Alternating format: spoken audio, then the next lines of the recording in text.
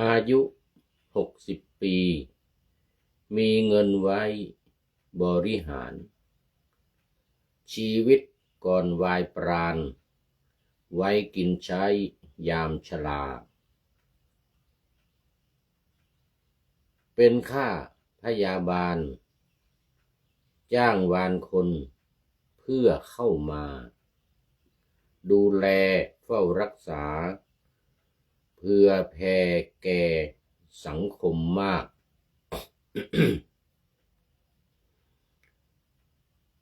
สั่งสมบุญกุศลสงเคราะห์คนอุปถากเก็บไว้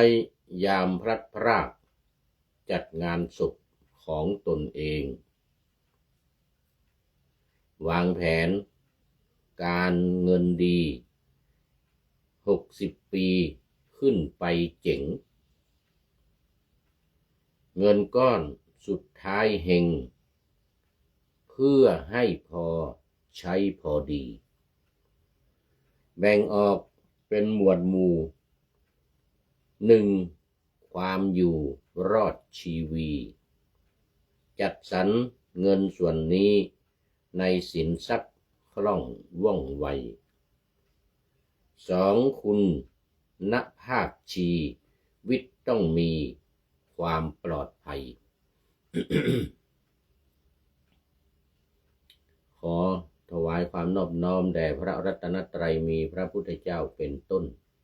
ขอถวายความเคารพพระมหาเถระพระเถรานุเถระเจ้าคณะพระสังฆาธิการทั่วโลกมีพระเดชพระคุณพระธรรมเสนาบดีเจ้าคณะภาค7วัดพระธาตุดอยสุเทพเป็นต้นและขออำนวยพรแด่ท่านผู้ฟังท่านผู้ชมสาธุชนพุทธบริษัททั้งหลายวันนี้รายการธรรมทัศน์ของวัดพระธาตุดอยสุเทพออกอากาศทางสถานีวิทยุวปท2จังหวัดเชียงใหม่มีร้อยเอกจำนงปัญญาวัฒโนเป็นหัวหน้าสถานีและอาตมาภาพพระครูปริยัติยานุศาสตร์เป็นผู้บรรยายเป็นประจำทุกวันเวลา 7:30 นาทีถึง 8 นาฬิกาวันนี้ก็บันทึกเสียงล่วงหน้ามา3 วัน ช่วงนี้ต้องตุลเกิดราศีตุลเดือนตุลาคมราศีตุลแต่ตุลคนละอย่างนะตุลเดือนตุลาคมนี่หมายถึงว่าเป็นผู้ที่มีความเสมอภาคเหมือนกับตราช่างสองข้างมันจะเท่ากันนี่เขาเรียกว่าตุลราศีตุล แต่ตุลนอนหนูนี่นะอันนั้นตุลลอลิงนะตุลลอลิงแต่ตุลนอนหนูนี่มันสะสมไว้สะสมไว้ล่วงหน้าหลายวันเพราะว่าในช่วงนี้จะต้องมีแอดมินคอยตัดต่อทำเป็น MP3 เพื่อส่งทางสถานี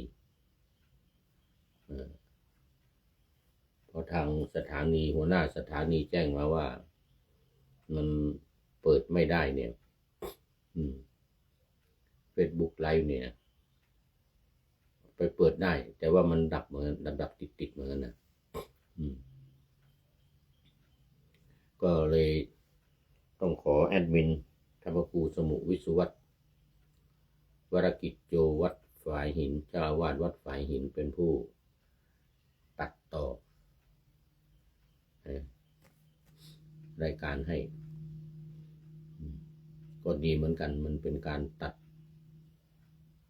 ส่วนเกินต่างๆเช่นการไออย่างนี้การไอ้ที่ช่องว่างที่มันกว้างอย่างเงี้ยนะก็ตัดให้มันเข้ามาติดกันได้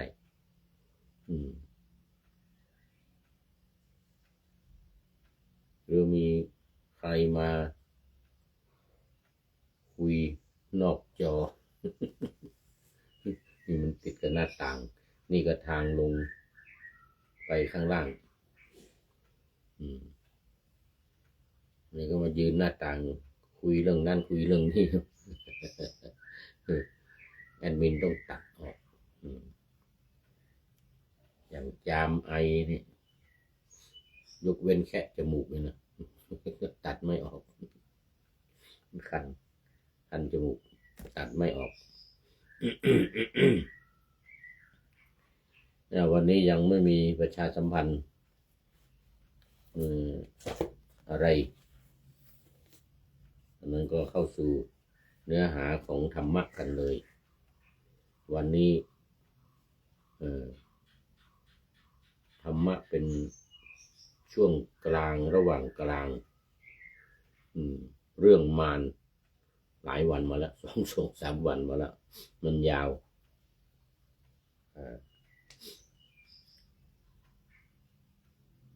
บรรพตพึงเป็นของล้วนด้วยทองคำที่สุกปรังแม้ความที่บรรพตนั้น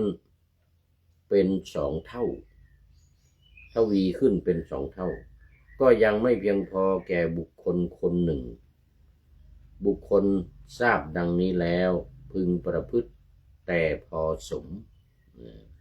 ก็คือสันโดษต้องมีความพอดีในสิ่งที่ตนเองมีอยู่ไม่อยากได้ให้มันมากจนเกินไปเพราะความต้องการมันไม่มีวันพอผู้เกิดมาคนใดได้เห็นทุกข์ว่ามีกามใดเป็นแดนมอบให้เป็นเหตุคือมีกามเป็นเหตุนะกามคุณ5รูปเสียงกลิ่นรสโผฏฐัพพะนี่กามคุณ5ฉะไหนผู้ที่เกิดมาคนนั้นจะพึงน้อมไปในกามนั้นได้จะพึงน้อมไปในกามนั้นได้เล่าว่างั้นนะผู้ที่เกิดมารู้จักอุปัฏฐิสภาพเข้าไปทรงไว้เป็นธรรมเครื่องข้องในโลกแล้วพึงศึกษาเพื่อนำอุปัฏฐินั้นลั่นแลออกเสีย อุปัฏฐินี่ก็คือสภาพที่ทรงไว้อย่างสังขารเราเนี่ยหรือขันธ์5เนี่ยรูปเวทนาสัญญาสังขารวิญญาณที่เป็นรวมส่วนรวมอยู่ในร่างกายเราเนี่ยเขาเรียกว่าสภาพที่มันทรงไว้เขาเรียกอุปัฏฐิในนิพพานมันจะมีอยู่2 อย่างอุปาทิเสสนิพพานและอนุปาทิเสสนิพพานอุปาทิเสสนิพพานก็คือผู้ที่นิพพานแล้วดับกิเลสทั้งหลายหมดแล้วยังเหลืออุปัฏฐิตัวนี้อุปัฏฐิตัวนี้คือที่มันทรงไว้อยู่กับร่างกายนี้กับขันธ์5นี้อยู่ก็เช่นหิวข้าวอย่างเงี้ยถ้าไม่มีขันธ์5นี่สภาพนี้จะไม่มีอันนั้นอุปัฏฐิเนี่ยหิวข้าวง่วงนอนขับถ่ายอุจจาระปัสสาวะนะอาบน้ำเนี่ยพวกนี้เป็นต้นนะมันเป็นสภาพที่ทรงไว้ตราบใดที่ไม่ปรินิพพานนะไม่ปรินิพพานนะก็ยังมีอยู่แม้พระพุทธเจ้าเองตอนที่ไม่ปรินิพพานเป็นพระพุทธเจ้าเนี่ยก็ยังต้องมีการขบฉันขนาดขึ้นไปบนสวรรค์ไปเทศอภิธรรมให้แก่พุทธมารดาเนี่ยยังต้องลงมาฉันภัตตาหารตอนเช้าทุกวันเนรมิตพระพุทธองค์เป็นพุทธเนรมิตนั่งเทศแทนกำหนดไว้ว่าเทศถึงที่นั่นนะอย่าเกินนะ อันนี้เขาเรียกอุปธิรู้จักอุปธิว่าเป็นธรรมเครื่องคล่องคือมันทำคล่องอยู่ในโลกเนี้ยอุปธิเนี่ยนะในโลกแล้วพึงศึกษาเพื่อนำอุปธินั้นออกเสียนั่นแลออกเสียนำออกได้ยังไงนำอุปธิออกนั่นคือว่าไม่ยึดถือไม่ยึดมั่นไม่ไปยึดไปติดในเรื่องของอุปธิทั้งหลายเนี่ยการกินการอยู่การนอนการขับถ่ายแล้วก็อย่างฆราวาสญาติโยมที่มีบ้านมีเรือนก็มีเพศสัมพันธ์ด้วยการนอนการเสพกามเพศสัมพันธ์แต่ตามหลักมันยังมีความกลัวอีกนะความกลัวถ้าเป็นชาวบ้านฆราวาสญาติโยมนี่นะมีการกินการนอนการเสพเมถุน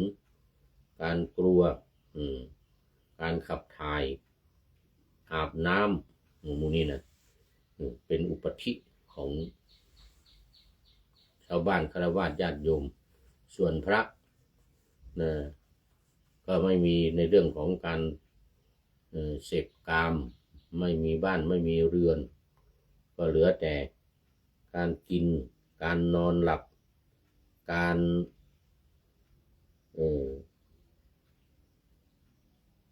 หลับการนอนหลับมีว่าแล้วเคยนอนหลับว่าแล้วการขับถ่ายแล้วก็การอาบน้ำการสงสนานอาบน้ำเป็นประจำของขันธ์ห้าของตัวเราที่เป็นขันธ์ห้าอยู่เนี่ยนี่นะต้องถ่ายออกต้องสลัดออกหรือไม่เข้าไปยึดไปติดถ้าว่ายังไม่ปรินิพพานซึ่งมันก็จำเป็นต้องมีต้องเกี่ยวข้องอยู่ตลอดเนี่ยอุปธิตัวนี้ดังนั้นพระพุทธเจ้าหรือพระอรหันตสาวกที่บรรลุเป็นพระอรหันต์จึงเรียกว่าอุปาทิเสสนิพพานนิพพานที่ยังมีอุปธิอยู่ซึ่งมันอยู่กับขันธ์ห้านี่แหละต่อเมื่อปรินิพพานเหมือนพระพุทธเจ้าปรินิพพานไปหรืออัครสาวกทั้งหลายพอปรินิพพานแล้วก็หมดกันไม่มีเหลือเป็นเรียกว่าอนุปาทิเสสนิพพานนิพพานโดยไม่มีเบญจขันธ์เหลือขันธ์ห้านี่ไม่มีอุปธิทั้งหลายก็ไม่มีดังนั้นในจุดนี้ธรรมะในจุดนี้เนี่ยก็จะหมายถึงว่ารู้จักอุปธิแล้วก็ ว่ามันเป็นธรรมเครื่องที่คล้องทำให้เราติดขัดอยู่ในโลกพึงศึกษาเพื่อนำอุปธินั้นออกเสียนั่นก็คือพึงเข้านิพพานนั่นเองพึงเข้าปรินิพพานเข้านิพพานก่อนแล้วก็ปรินิพพานก็จะหมดเลยอุปธินี้โอ้ตอนนี้ขอต้อนรับพระเดชพระคุณหลวงพ่อสุทธิสงึมรำจากจังหวัดบุรีรัมย์โอ้วันนี้มา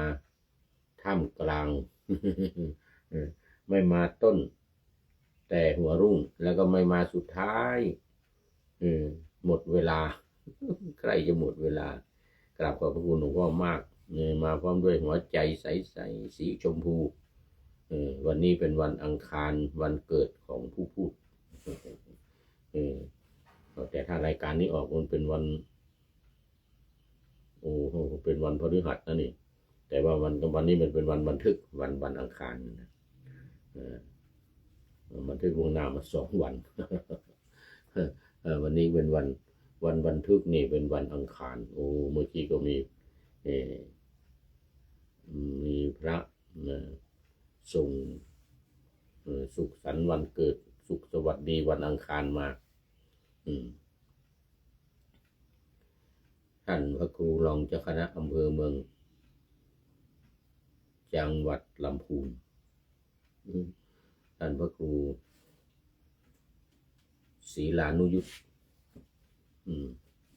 ท่านพระครูศรีลานุยุตวัดป่าหิวโมทนาวันอังคารสีชมพูพระเดชพระคุณหลวงพ่ออวยพรมาวันอังคารสีชมพูทุกวันกราบขอบพระคุณหลวงพ่อเป็นอย่างยิ่งเอามาดูเนื้อหากันต่อเลยเมื่อวานนี้เล่ามาเรื่องของมารไปอาราธนาพระพุทธเจ้าให้เสวยราชสมบัติให้ลาสิกขาออกมาเป็นพระเจ้าจักรพรรดิเหมือนกันนะพระพุทธเจ้าตรัสถามว่าเธอรู้ยังไงเธอรู้ยังไงจึงมาอาราธนาเนี่ยโอ้รู้ว่าพระเดชพระคุณเนี่ยสามารถพระสมณโคดมเนี่ยสามารถทำภูเขาทั้งแท่งเนี่ย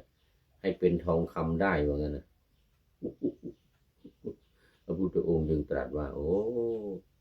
จะมีทองคำจะทำอะไรจะปกครองเอาทองคำมานะภูเขาสูงกว่านี้ไปอีก2 เท่าก็ไม่พอว่างั้นนะคนไม่พอกับความต้องการของคนนี่พระพุทธองค์ตรัส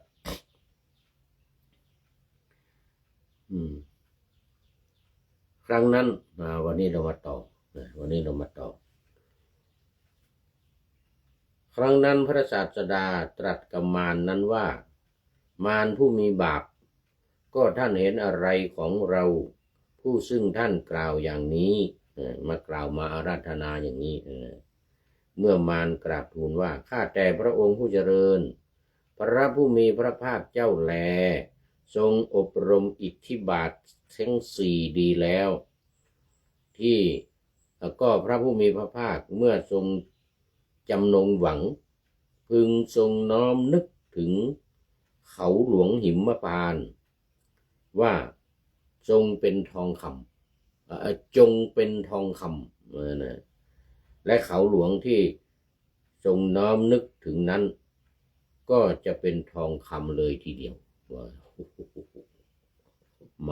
ารแม้ข้าพระองค์จะทำกิจที่ควรทำด้วยทรัพย์เพื่อพระองค์มันจะเป็นคนใช้สอยมันจะเอาทองคำนั้นไปขายมารนี่นะเพื่อพระองค์เลยนะเพราะเหตุนี้พระองค์จะทรงครอบครองราชสมบัติโดยธรรมดังนี้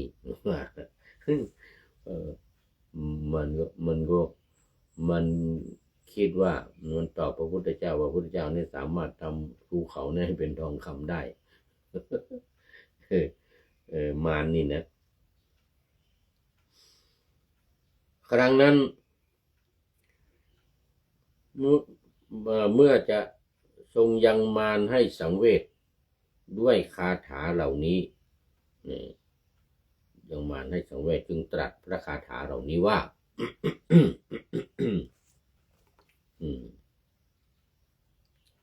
บรรพตพึงเป็นของล้วนด้วยทองคำที่สุกปรังบรรพตพึงเป็นของล้วนด้วยทองคำที่สุกปรัง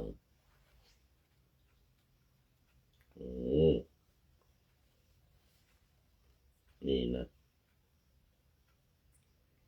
โยทุกขมัตถักขิยะโตนิทานังกาเมสุโสชันตุกถังนะมยะ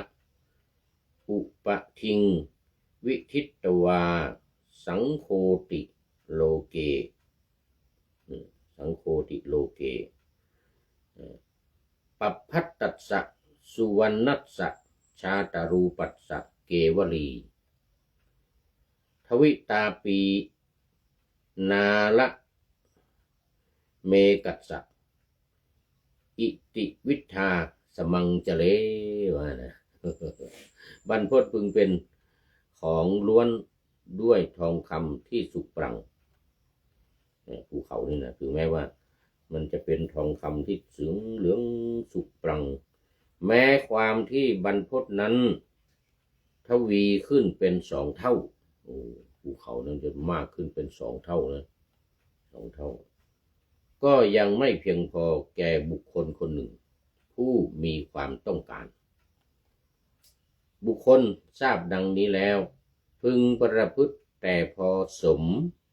ก็คือมีความสันโดษนะต้องสันโดษพอมีตามได้ ผู้เกิดมาคนใดได้เห็นทุกข์ว่ามีกามใดเป็นแดนมอบให้มีความทุกข์เพราะกามคุณทั้งห้าฉะนั้นผู้ที่เกิดมาคนนั้นจะพึงน้อมไปในกามนั้นได้เล่านะเพราะว่ามันก็ไม่มีที่สิ้นสุดเหมือนกันพวกกามคุณเนี่ยมีเท่าไหร่มากเท่าไหร่ก็อยากได้มากเท่านั้นแม้เป็นร้อยพันก็ไม่เพียงพอสำหรับคนคนหนึ่งผู้ที่เกิดมารู้จักอุปธิ โยทุกขมัตทักขิยะโตนิทานังผู้ที่เกิดมารู้จักอุปธิว่าเป็นธรรมเครื่องข้องในโลกแล้วนะกาเมสุโสชันตุกัตถังนะมายะอุปทิงวิทิตวาสังโฆติโลเกตัดเสวะชันตุวินะยายะสิกเขติสิกขยะสิกเขมาจากสิกขยะพึงศึกษาเพื่อนำอุปธินั้นนั่นแลออกเสียออกเสียพึงศึกษาสิกขยะพึงศึกษาอุปธินั้นแล้วก็นำออกเสียดังนั้นมันจึงจะปลอดภัยนะแล้วตรัสว่ามารผู้ลามกโอวาทของท่านเป็นอย่างอื่นทีเดียวแลของเราก็เป็นอย่างอื่นคนละอย่างกันขึ้นชื่อว่าการปรึกษาธรรมกับท่านย่อมไม่มี เราไม่ได้ปรึกษากับท่านหรอกไม่เอาเพราะเราย่อมสอนอย่างนี้แล้วทรงภาสิทธิพระคาถาเหล่านี้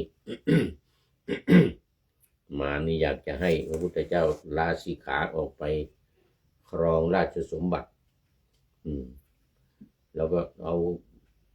รู้อิทธิบาทสี่พระพุทธเจ้าในทรงอิทธิบาทสี่นี้ถ้าใครปฏิบัติได้ก็สามารถที่จะ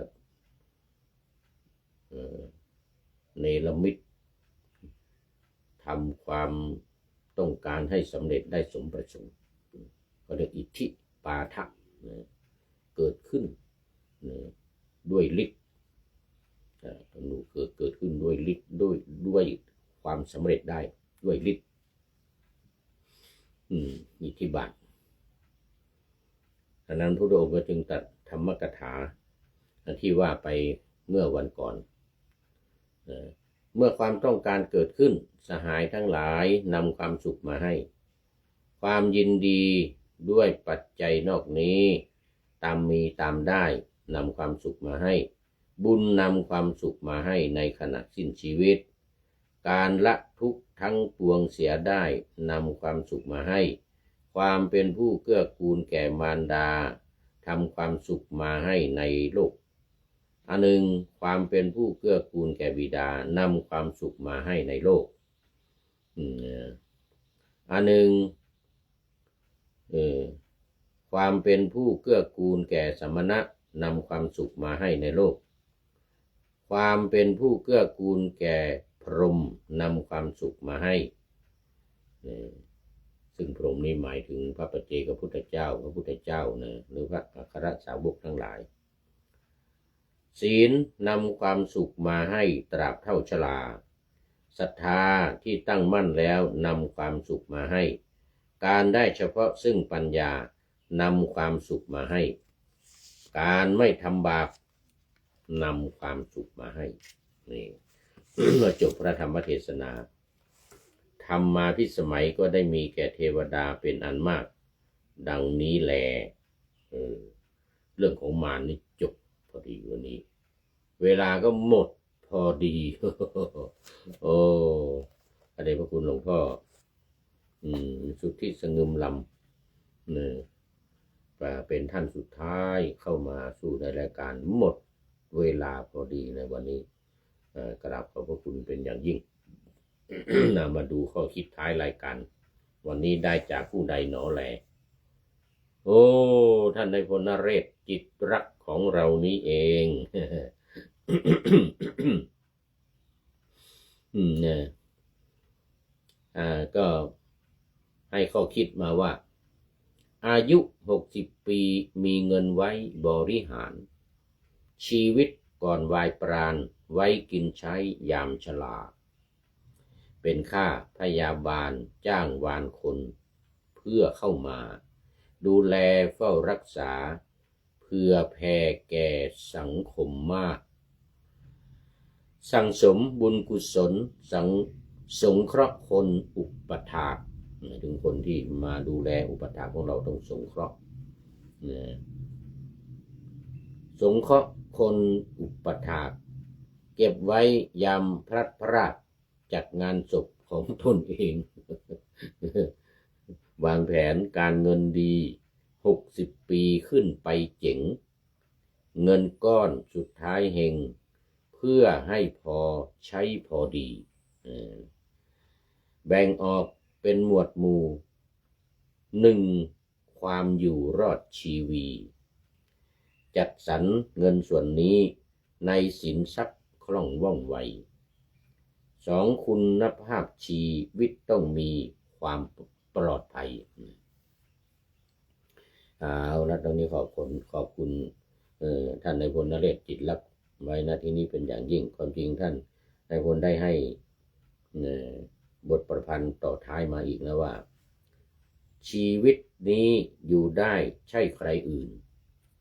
จะหยัดยืนอยู่ได้ใช่ขาเขาจะสุขทุกข์เศร้าโศกก็อกเราล้มแล้วลุกมือปัดเข่าก็เราเอง แต่ว่าบทนี้จั่วหัวธรรมาสไปแล้ว จั่วหัวเรื่องไปแล้วเมื่อวันก่อนรู้สึกว่าจะหลายวันมาแล้วบทประพันธ์บทนี้นะก็เกี่ยวกับเนื่องเดียวกันกับเรื่องของการใช้เงินการใช้ชีวิตการเก็บเงินการจ้างวานคนมาดูแลการเผื่อแผ่แก่สังคมการสั่งสมบุญกุศลการสงเคราะห์คนอุปถากเหล่านี้นะแล้วก็เก็บไว้ยามพัดพราก ไว้จัดงานศพของตัวเองเกี่ยวข้องกันกับบทประพันธ์นี้แต่ว่าบทประพันธ์นี้ได้จั่วหัวรายการไปแล้วหลายวันมาแล้วน่าจะหลายเดือนเอาละโมทนาขอบคุณเป็นอย่างยิ่งขอนำรายการธรรมะทัดไปก่อน